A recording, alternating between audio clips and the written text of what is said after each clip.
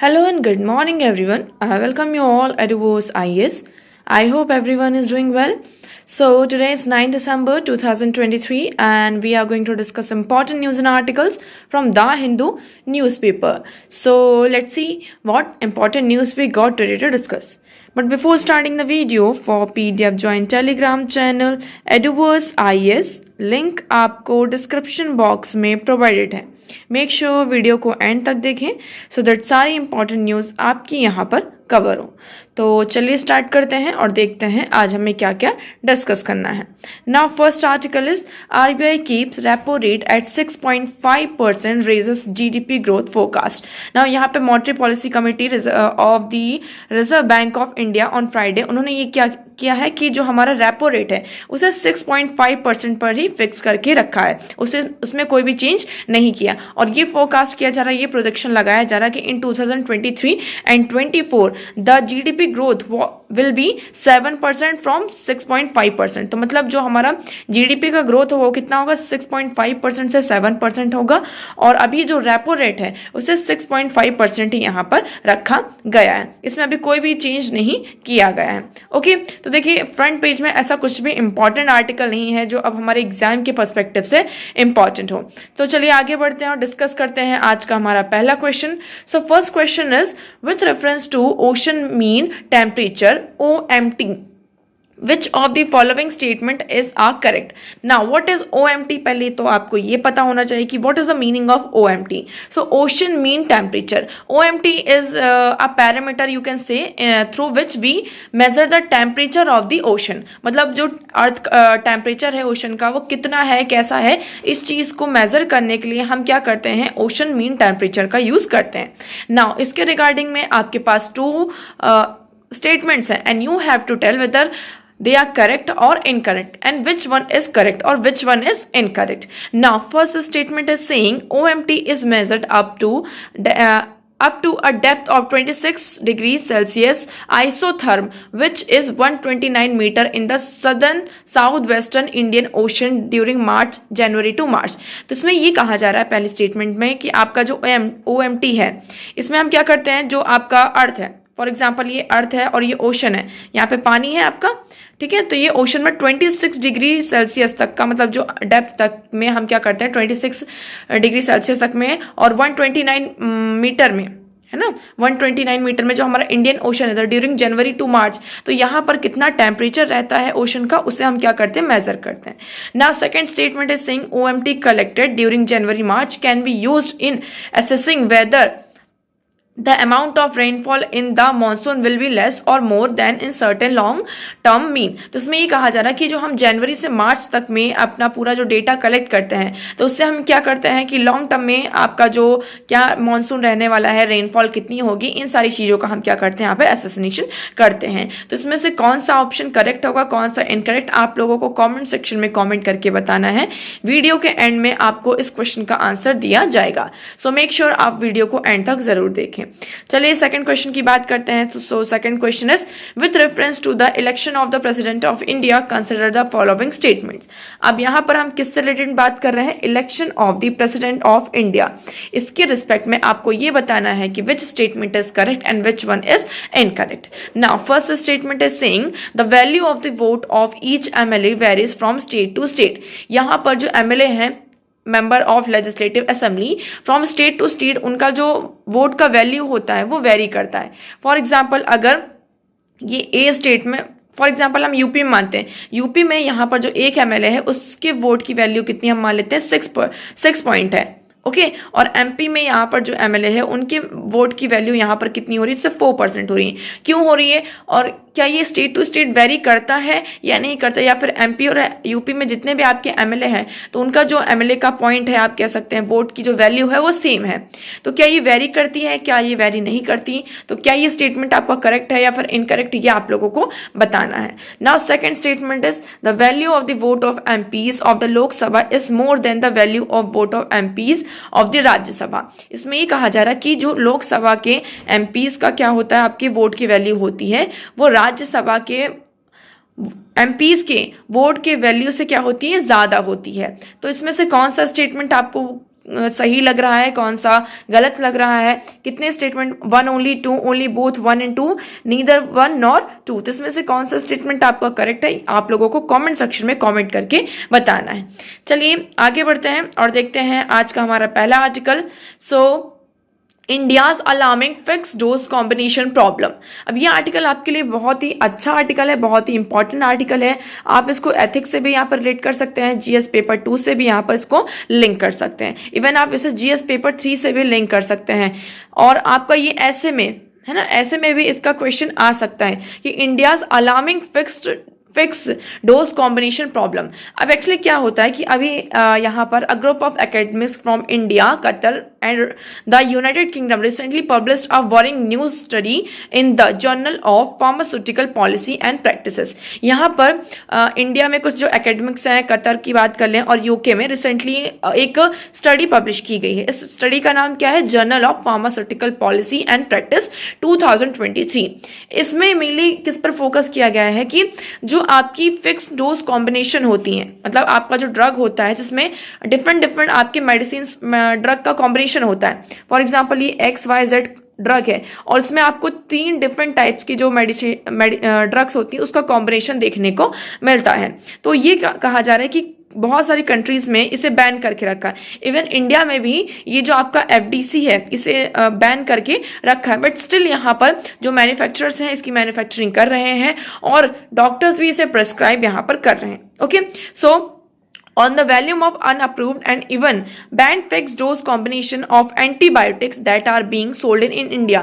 तो इंडिया में क्या हो रहा है, ये जो FDs हैं ये बैन है, अनअप्रूव्ड है, बट स्टिल ये क्या किए जा रहे हैं, इंडिया में सोल्ड किए जा रहे हैं। एक स्टडी में यहाँ पे कंडक्ट किया गया कि इन 2022 60.5% ऑफ जो FDCs एंटीबायोटिक्स हैं उसमें 239 फॉर्मुलेशन था तो उन्हें अनअप्रूव किया गया था, है ना, मतलब उन्हें अप्रूवल नहीं मिला गया था, बट स्टिल यहाँ पर क्या किया गया है कि जो मैन्युफैक्चरर्स थे वो मैन्युफैक्चरिंग कर रहे हैं और यहाँ पर क्या हो रहा है, आपका कंटिन्यूसली इसे सोल्ड किया जा रहा है। इससे क्या होता है कि that so many of the unapproved or banned FDC contain antibiotics is alarming because अब मेनली क्या होता है, जो आपकी फिक्स्ड जो डोज होता है, कॉम्बिनेशन होता है, फिक्स डोज कॉम्बिनेशन FDC होता है, इसमें कुछ एंटीबायोटिक्स का भी कॉम्बिनेशन होता है। मतलब हमने फॉर एग्जांपल आप ऐसा मान लीजिए कि एक पैरासीटामोल हो गया, ठीक है, हमने पैरासीटामोल और आपका जो कफ सिरप है कि जो कोई भी आप एक मेडिसिन उठाकर ले लीजिए और उसके साथ साथ यहाँ पर एक एंटीबायोटिक लिया।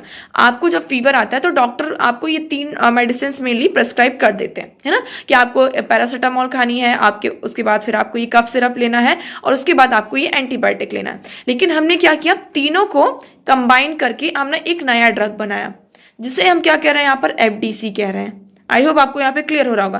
पहले हमारे पास 3 डिफरेंट ड्रग थे, अब हमको तीनों अलग अलग टाइम पर जो भी इसका टाइम है उस बेसिस पर यहाँ पर लेना था, बट हमने क्या किया, तीनों को ये सोचा कि कंबाइन कर देते हैं। अगर इसमें से हम एक भूल भी जाते हैं तो अगर ये कॉम्बिनेशन में हमारे होगा तो उसका कोई हमारे पर ज्यादा असर नहीं होगा।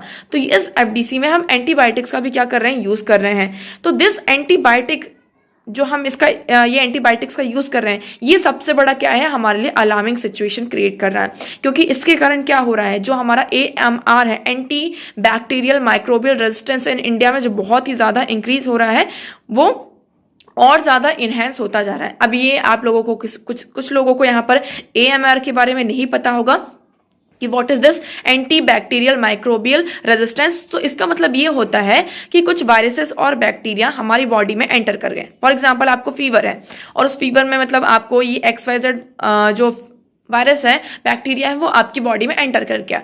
अब आपने क्या किया, यहाँ पे मेडिसिन लिया, लेकिन मेडिसिन लिया पूरा डॉक्टर ने यहाँ पे जो प्रेस्क्राइब किया, प्रेस्क्रिप्शन आपने लिया, आपने 2 पैरासीटामोल खाई और उसके साथ एक एंटीबायोटिक्स भी ली, ठीक है, लेकिन आपने क्या किया कि बिना डॉक्टर के प्रिस्क्रिप्शन के ही, फॉर एग्जांपल आपको जब नॉर्मल फीवर आता है तो हम किसी भी मेडिकल स्टोर में जाते हैं और उनसे मांग लेते हैं कि आप नॉर्मल फीवर की यहाँ पर कोई भी मेडिसिन दे दीजिए, कोई भी ड्रग दे दीजिए। तो वो क्या करते हैं, यहाँ पर ड्रग्स दे देते हैं और साथ में एक एंटी जो माइक्रोबियल आप कह सकते हैं, सॉरी, जो एंटीबायोटिक्स होते हैं वो भी दे देते हैं, ठीक है। बट हम क्या करते हैं, कई बार वो जो पूरा कोर्स होता है उसे कंप्लीट नहीं करते। जब ये कोर्स कंप्लीट नहीं होता है तो क्या होता है, हमारी बॉडी में जो बैक्टीरिया और वायरस होता है तो वो थोड़े बहुत यहाँ पर आपके खत्म होते हैं, थोड़े बहुत बच जाते हैं। तो इसी के कारण क्या होता है कि धीरे धीरे वो जो वायरस और बैक्टीरिया है उसे एक आदत सी पड़ जाती है उस एंटीबायोटिक्स की, तो वो क्या हो जाता है, एक रेजिस्टेंस क्रिएट करने लगता है। So that is called anti bacterial microbial resistance, कि अगर अब बाद में कभी भी आप बीमार पड़ते हैं या फिर आपको कोई बड़ी बीमारी हो जाती है, तो अगर आप एंटीबायोटिक्स लेते हैं तो उसका कोई भी असर आपकी बॉडी में नहीं होता है। तो ये यहाँ पर चीज़ें बताई गई हैं कि जो AMR है इंडिया में बहुत ही ज़्यादा प्रेवलेंस हो रहा है, इंक्रीज यहाँ पर हो रहा है। अब हम इंडिया की बात करते हैं तो फार्मास्यूटिकल, इंडिया में जो फार्मास्यूटिकल कंपनीज हैं स्पेशली फॉर उनका जो प्यार है FDC के लिए वो बहुत ही ज़्यादा है। So FDC to escape liability under multiple laws without much concern for public health. तो यहाँ पर जो FDC है ये बहुत सारी लाइबिलिटीज के साथ क्या कर रहा है, यहाँ पे एंजॉय कर रहा है। हमारे पास बहुत सारे लॉज हैं, इवन जो बैन करके भी रखा है इसे, बट स्टिल यहाँ पर क्या हो रहा है, one such law is the drugs price control order which under which the government fixes the prices of individual drugs. तो यहाँ पर जो आपका ड्रग प्राइस कंट्रोल ऑर्डर जो आपका DPCO है, जिसके अंडर गवर्नमेंट क्या करती है, जितने भी आपके इंडिविजुअल ड्रग्स होते हैं उसका प्राइसेस फिक्स करके रखती है। बट यहाँ पर जो कॉम्बिनेशन है traditionally not covered under DPCO के अंडर यहाँ पर ये जो कॉम्बिनेशन है आपका FDC का, इसे कवर नहीं किया गया है, बट स्टिल दे आर क्या कर रहे हैं, और इसी के चलते यहाँ पर ये इजिली यहाँ पर मार्केट में अवेलेबल हो जाते हैं। ऑल्दो इनका प्राइस क्या होता है, हाई होता है, बट स्टिल जो कुछ डॉक्टर्स होते हैं वो इसको प्रेफर करते हैं, इवन जो पेशेंट्स होते हैं उसको प्रेफर करते हैं। अब मेनली जो फॉर्मूला है ये एक तरीके से इसलिए लेकर आया गया था कि जैसे कि आपकी जो बड़ी बड़ी डॉक्यूमेंटेड डिसीज होती है, फॉर एग्जांपल एड्स हो गया, तो इनमें जो आपका मेडिकेशन होता है बहुत ज़्यादा कॉम्प्लिकेशंस होते हैं, इसका जो ट्रीटमेंट होता है उसमें जो ड्रग्स हैं आपका एक बार भी आप उसे मिस नहीं कर सकते। तो कई बार क्या होता है पेशेंट मिस कर देते हैं ड्रग को, तो उसके लिए हमने सोचा कि ये क्या हो सकता है, बहुत ही इफेक्टिव सेफ्टी, अगर हम इसको सेफ्टी से यूज़ करते हैं तो ये हमारे लिए प्रॉब्लमेटिक नहीं बनेगा। पर इसमें हम देखते हैं, नेक्स्ट हम बात करते हैं किसकी, कि अगर इंडस्ट्री में ये कहा जा रहा है कि अब देखिए इंडिया में मेनली क्या होता है कि बहुत ही लॉजिकल तरीके से यहाँ पर FDC का यूज किया जाता है। कैसे यूज किया जाता है, वो क्या करते हैं, आपके जो एंटी इन्फ्लेमेटरी ड्रग्स होते हैं उसको कंबाइन कर देते हैं विटामिन के साथ। एंटी हिस्टामिन्स जो ड्रग्स हैं आपको उसको कंबाइन करते हैं किसके साथ, एंटी डायरियल एजेंट के साथ। पेनिसिलिन्स जो होते हैं उसको यहाँ पर सल्फोनामाइड्स के साथ यहाँ पर मिक्स कर देते हैं, कंबाइन कर देते हैं। विटामिन जो है आपके उनको एनालाइजिस के साथ यहाँ पर कंबाइन कर देते हैं। और अगर हम दूसरी कंट्रीज में देखें, सिर्फ इंडिया में ही आपको ऐसा कॉम्बिनेशन देखने को मिलेगा और दूसरी कंट्री में आपको ऐसा कोई भी कॉम्बिनेशन देखने को नहीं मिलता है। तो अब देखिए, so these were combination not found in any other country, so there are two added advantages of adopting this strategy for India in industry. तो इंडस्ट्रीज जो यहाँ पर ये स्ट्रेटेजी का यूज कर रहे हैं, इसका इनको क्या बेनिफिट मिलता है, पहला बेनिफिट ये मिलता है कि the fact that because of bewildering variety of DC being sold in the market, there was no standard set by bodies such as Indian Pharmacopoeia Commission for testing these drugs for quality or manufacturing. तो यहाँ पर इससे क्या होता है, जो एक standard set किया जाता है, नो स्टैंडर्ड सेट यहाँ पर सेट होता है इनके लिए, क्योंकि इसमें जो इंडियन फार्माकोपिया कमीशन है इन ड्रग्स की क्वालिटी को वो क्या करते हैं, चेक नहीं करते हैं। सो ये किसके अंडर आ जाते हैं, इसमें कोई क्वेश्चन ही नहीं उठता है कि not of standard quality drug का इसमें आता है। ओके, नेक्स्ट इसमें इसका सेकंड एडवांटेज ये होता है इनको कि it give individual companies are reason to charge higher prices for their drugs. इसमें अब कंपनीज क्या करती हैं, डिफरेंट जो फार्मास्यूटिकल कंपनीज हैं वो मैन्युफैक्चरिंग करती हैं और कई बार वो जो कॉम्बिनेशन है थोड़ा सा उसको चेंज कर देती हैं। तो इससे क्या होता है कि जो इंडिविजुअल कंपनीज है इस रीजन से वो हायर प्राइसेस क्या करते हैं, ड्रग्स का चार्ज करते हैं, तो ये उन्हें यहाँ पर फायदा होता है। ओके, सो अब यहाँ पर आप नेक्स्ट देखेंगे कि 1982 की बात करते हैं। तो पार्लियामेंट ने यहाँ पर प्रोहिबिट किया था manufacturing of some specific drugs, और 1988 में भी आपका किया गया है। इसमें आपका जो FDC है इसका भी यहाँ पर सबमिट जो प्रूफ है drug controller general of India जो है हमारा, who at the central drug standard control organisation, जिसको क्या करते हैं, हेड करते हैं, उन्होंने भी अमेंडमेंट किया है इसमें जो मैन्युफैक्चरिंग जो लाइसेंस है वो यहाँ पर ग्रांट नहीं करने की, कि जो कुछ ड्रग्स हैं इसके लिए जो लाइसेंस है वो नहीं दिया जाएगा। बट स्टिल यहाँ पर इतने लॉज होने के बाद भी, इतने क्रिस्टल क्लियर इश्यूज होने के बाद भी जो स्टेट ड्रग कंट्रोलर होता है सिंपली ये इन लॉज को क्या कर देते हैं, आपका इग्नोर कर देते हैं और मैन्युफैक्चरिंग लाइसेंस यहाँ पर इशू कर दिया जाता है। ओके, सो ये हमारे लिए क्या है, सबसे बड़ा प्रॉब्लम है। उसके बाद हम बात करते हैं किसकी, कि ministry of health are playing a game of whack a mole by constantly invoking its power under section 26A to prohibition of the manufacture of the specific FDC. तो यहाँ पर जो मिनिस्ट्री ऑफ हेल्थ है वो under section 26 के under क्या करती है, अपनी पावर को यूज करती है। इसमें यहाँ पर टोटल 444 ऑर्डर्स को 1983 से अगर हम देखें तो इशू किया जा चुका है, बट स्टिल यहाँ पर क्या हो रहा है, कोई भी एक कंसिस्टेंट डिसीजन यहाँ पर नहीं हमारे सामने आ पा रहा है।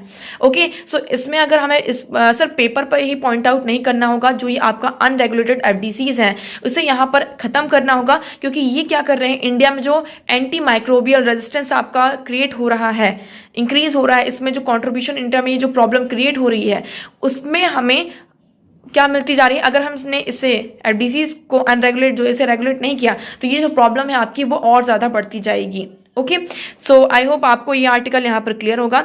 नाउ नेक्स्ट मूव करते हैं। सो नेक्स्ट आर्टिकल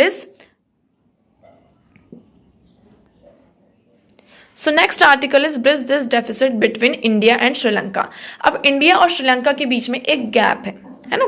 तो जैसे गवर्नमेंट यहाँ पर चेंज होती है, प्रॉब्लम्स आती ही रहती हैं, तो कंट्रीज के बीच में क्या हो जाता है, यहाँ पर एक गैप क्रिएट हो ही जाता है। अब ये कहा जा रहा है कि अब टाइम आ चुका है कि हमें इस गैप को क्या करना चाहिए, खत्म करना चाहिए। ठीक है, अब इसमें क्या, अभी हाल ही फिलहाल में जो श्रीलंकन प्रेसिडेंट थे वो इंडिया की विजिट में आए थे और उन्होंने ये कहा, किसकी बात की, प्रपोजल स्टैब्लिश किया है, land connectivity with India has to come none too soon. अभी लैंड कनेक्टिविटी की यहाँ पे बात की गई कि हम यहाँ पे कनेक्टिविटी को इंश्योर करेंगे, बनाएंगे। लेकिन ये जो कनेक्टिविटी की बात है ये आज से नहीं हो रही, ये हमारा 20 साल पहले, मतलब 20 साल पहले की अगर हम बात देखते हैं, चेन्नई में जो हमारा फ्लोटेड यहाँ पे बिल्डिंग लिंक करने की बात की गई थी, जो हमारा तमिलनाडु में Rameswaram with Talaimannar in the northern province of Sri Lanka. इसका हम लोकेशन देखते हैं पहले, तो आपको लोकेशन बेस्ड क्वेश्चन भी पता होने चाहिए। सो ये इंडिया का यही पार्ट है, ये आपका रामेश्वरम है और ये आपका मन्नार आइलैंड की बात करते हैं श्रीलंका में। तो ये आपका पाक बे है, ये अडम्स ब्रिज है, यहाँ पर गल्फ ऑफ मन्नार है, आपका अरिप्पू यहाँ पर है। उसके बाद हम बात करते हैं, तो यहाँ पर ब्रिज की बात की गई थी, हम क्या करेंगे, ब्रिज बनाएंगे। तो इससे क्या होगा, मतलब ये वाला जो पार्ट है ना, ये रामेश्वरम है आपका और ये आपका ये वाला पार्ट है। तो यहाँ से हमने ब्रिज की बात की थी कि हम ब्रिज बनाएंगे जिससे कि जो इंडिया और श्रीलंका के बीच में जो कनेक्टिविटी है उसको हम इंश्योर कर पाएंगे।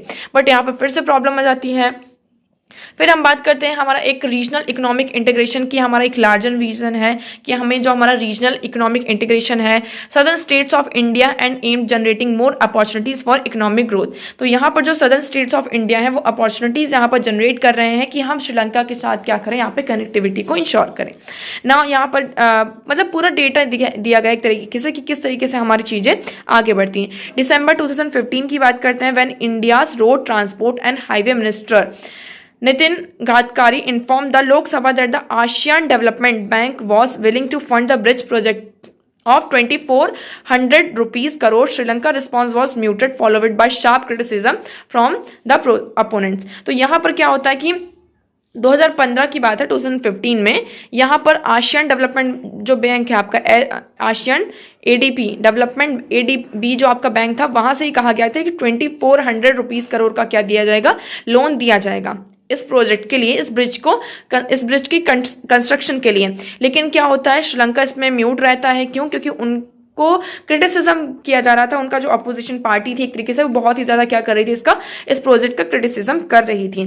उसके बाद अभी फिर से यहाँ पर स्टडी हुई है, फिर से कनेक्टिविटी को यहाँ पर इंश्योर करने की बात की है। इवन जो बजट है उस फाइनेंस मिनिस्टर उन्होंने भी ये कहा कि we expect to utilise the Colombo port to meet the supply needs of south west India and Trincomalee port to meet the supply needs of south east India.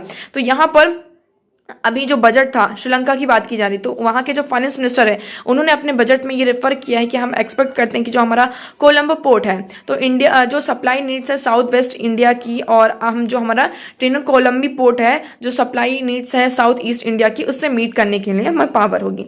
फिर पावर ग्रिड की बात करते हैं, तो 2 कंट्रीज यहाँ पर इंफ्रास्ट्रक्चर डेवलपमेंट पर भी यहाँ पर फोकस कर रही है कि हमारा जो ज्यादा से ज्यादा यहाँ पर क्या हो, बातचीत हो। हमने यहाँ पर क्या किया है, मेमोरेंडम ऑफ अंडरस्टैंडिंग को साइन किया है बायलैटरल ग्रिड में, जिसमें हम क्या करेंगे, but not even a one had been transmitted. अब यहाँ पर हमारा एक मेमोरेंडम ऑफ अंडरस्टैंडिंग साइन हुआ था over the 13 years, 13 years ago यहाँ पर हमारा क्या हुआ था, एमओयू साइन हुआ था, जिसमें हमने कहा था कि हम एक बायलैटरल ग्रिड की बात की थी और इलेक्ट्रिसिटी के ट्रांसफर की बात की थी, लेकिन अब तक यहाँ पर 1 यूनिट ऑफ इलेक्ट्रिसिटी भी ट्रांसफर नहीं हो पाई है। So India has been exporting at least 700 million unit annually for the last couple of years. अब यहाँ पर ये कहा जा रहा है कि इन केस ऑफ बांग्लादेश की हम बात करते हैं तो बांग्लादेश में हमने 700 मिलियन यूनिट्स को क्या किया है, यहाँ पर एक्सपोर्ट किया है। अब बांग्लादेश की जो प्राइम मिनिस्टर शेख हसीना है उन्होंने यहाँ पे कमीशन भी किया है। अब ये कहा जा रहा है, प्रोजेक्ट किया जा रहा है कि श्रीलंका के साथ और बांग्लादेश में यहाँ पे मेमोरेंडम ऑफ अंडरस्टैंडिंग एक साथ यहाँ पे साइन हुआ था 2010 में, बट यहाँ पे जो कोलैबोरेशन इन पावर सेक्टर में उसमें यहाँ पर क्या प्रॉब्लम आ रही है कि हमारे श्रीलंका के साथ जो डेफिसिट है वो और ज्यादा यहाँ पर बढ़ता जा रहा है।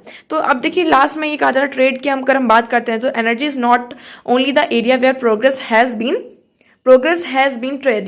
India Sri Lanka free trade agreement was signed in December 1998. So India और श्रीलंका के बीच में जो फ्री ट्रेड एग्रीमेंट है हमने वो 1998 में साइन किया था। ओके, बट स्टिल उसके बाद भी यहाँ पे दोनों कंट्रीज के बीच में हमने ये देखा जो इकोनॉमिक और टेक्नोलॉजिकल कोऑपरेशन एग्रीमेंट है उसमें हम एंटर नहीं कर पाए हैं, उसमें कोई बातचीत नहीं हो पाई है। सो अब एट द एंड इसमें यही कहा जा रहा है कि हमें क्या करना होगा, श्रीलंका के साथ हमारा जो बायलैटरल इकोनॉमिक टाइज है उसे और ज़्यादा बेटर बनाना होगा, कनेक्टिविटी को इंश्योर करना होगा, जो हमारा इम्पोर्ट है लार्जेस्ट सोर्स है यहाँ पर इसे इंश्योर करना होगा, सो दैट हमारा जो डेफिसिट है श्रीलंका के साथ उसे हम फिर से क्या कर सकें, इस गैप को फिल कर सकें। So start has been made, हमारा एक स्टार्ट यहाँ पर हो चुका है। Long track record of the incumbent government ensuring the smooth transition of power to its successor after electoral defeat. तो यहाँ पे जो इलेक्टोरल डिफीट है हिस्ट्री में जो सारी चीज़ें हो चुकी हैं तो इन सारी चीज़ों पर अब ध्यान देते हुए अब हम क्या कर रहे हैं कि हमने जो कनेक्टिविटी है इसको इंश्योर करने की बात की जा रही है। Okay, I hope this article is clear to you. Now next move करते हैं। So next article is an icy warning. अब यहाँ पर ये कहा जा रहा है कि जो ग्लेशियर्स हैं वो बहुत ही ज़्यादा क्या हो रहे हैं, आपके मेल्ट हो रहे हैं, है ना, ग्लेशियर्स क्या हो रहे हैं, आपकी मेल्ट हो रहे हैं। तो अभी यहाँ पे global climate report world meteorological organisation के द्वारा एक रीसेंट रिपोर्ट आई है, द ग्लोबल क्लाइमेट 2011 टू 2020। इसमें ये कहा जा रहा है कि ग्रीन हाउस जो गैस का एमिशन है उसके कारण हमने ये देखा कि 1 मीटर अप्रोक्सीमेटली जो 1 मीटर है ग्लेशियर्स वो यहाँ पर मेल्ट हो रहे हैं। ओके, और जो पैटर्न है वो आपका कंटिन्यू रहेगा अगर यहाँ पर हमने ग्रीन हाउस गैसेस का जो एमिशन है इसे नहीं रोका। ठीक है, उसके बाद सेकंड चीज ये कही जा रही है कि अभी हम प्रोजेक्ट कर रहे हैं कि जो हमारा अर्थ का टेम्परेचर है वो इस एंड के डिकेड, मतलब ये जो आपका डिकेड है and the end of the decade, ये 2 डिग्री सेल्सियस से लेकर 3 डिग्री सेल्सियस तक आपका इंक्रीज होगा। इससे क्या होगा, ग्लेशियर्स मेल्ट होंगे, आपका जो ओशन है, ओशन सी लेवल यहाँ पर राइज होगा, और सी लेवल राइज होने से जैसे कि आपका जो ग्लेशियर लेक आउटबर्स्ट फ्लड जो आपका GLOF है, ओके, जो कि क्या करता है, एक एडिशनल थ्रेट हमारे सामने यहाँ पर इंक्लूड होता हुआ नजर आना। ऑलरेडी यहाँ पर इतने सारे नेचुरल डिजास्टर हैं, आपका साइक्लोन है, अर्थक्वेक है, फ्लड है, रेनफॉल यहाँ पर होता है, बट उसके साथ साथ अब हमें क्या देखने को मिलेगा, ग्लेशियर लेक आउटबर्स्ट फ्लड भी यहाँ पर देखने को मिलेगा, जो कि एक एडिशनल थ्रेट इंपोज करता है किसके ऊपर, हमारे इकोसिस्टम और लाइवलीहुड के ऊपर। Okay, so destruction of Chungthang dam in Sikkim. अभी सिक्किम में यहाँ पर जो केस हुआ था आप सभी को इसके बारे में पता है।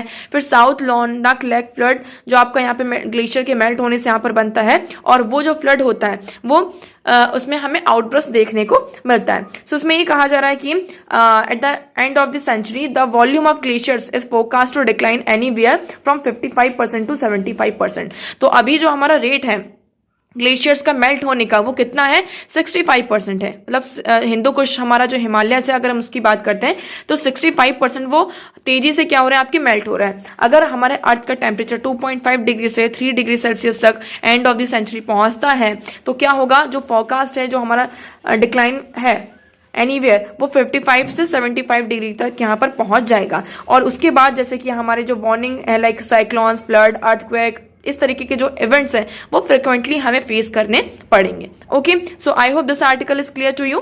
नाउ नेक्स्ट मूव करते हैं।